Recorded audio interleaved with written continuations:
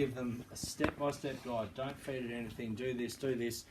Then you get there and they've done something totally different. You know, it can be really, really difficult. They jump on Google, which tells you to do all sorts of weird and wonderful things, because they think, no, he's wrong, I have to feed it, it's a baby animal, you know. And so unfortunately it can be very difficult for people to understand. You know, we ask them not to feed it anything. You get there and it's just got sticky stuff all over its face, and you know, they say, oh, I knew I couldn't feed it cow's milk, so I gave it condensed milk. You know, we have things like that.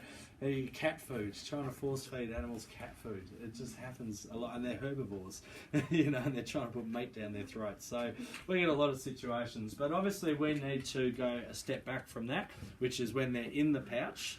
Okay, so how do we take them out? And the rest of the steps are pretty self-explanatory.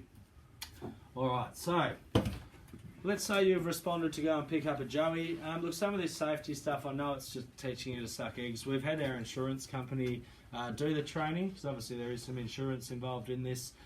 So they have given us a list of things that we have to say in every training, okay, to make sure we've ticked it off. So sorry if some of it's a little bit dull.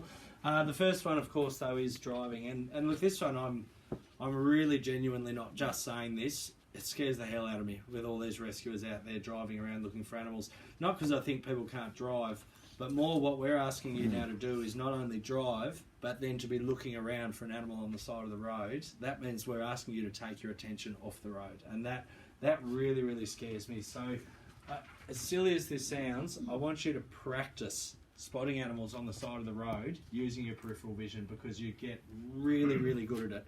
Amazingly good at it. It's a bit like when you're first going to cut koala food. You know, there's 3 species in Tassie that they eat.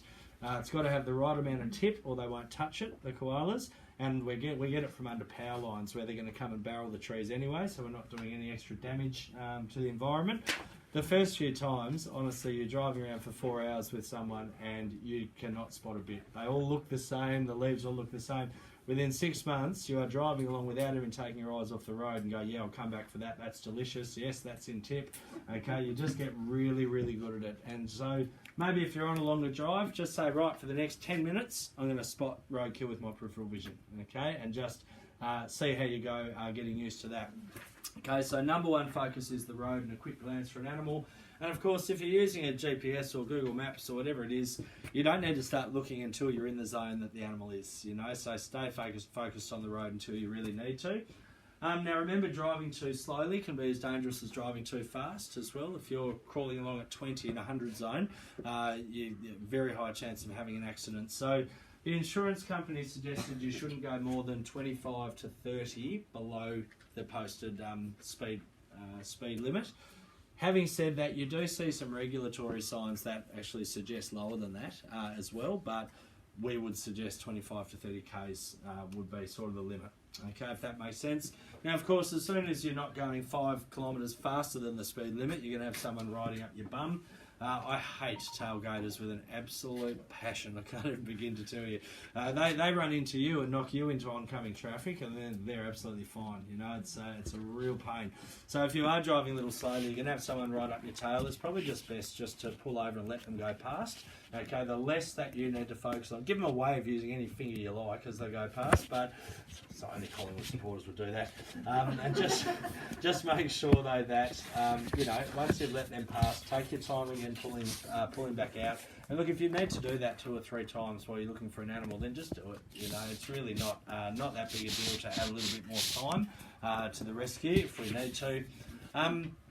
Okay, so when you've spotted the animal, if it is on the roadside and you're pulling over, there must be obviously somewhere safe to pull over as well. Make sure you're not in a blind corner.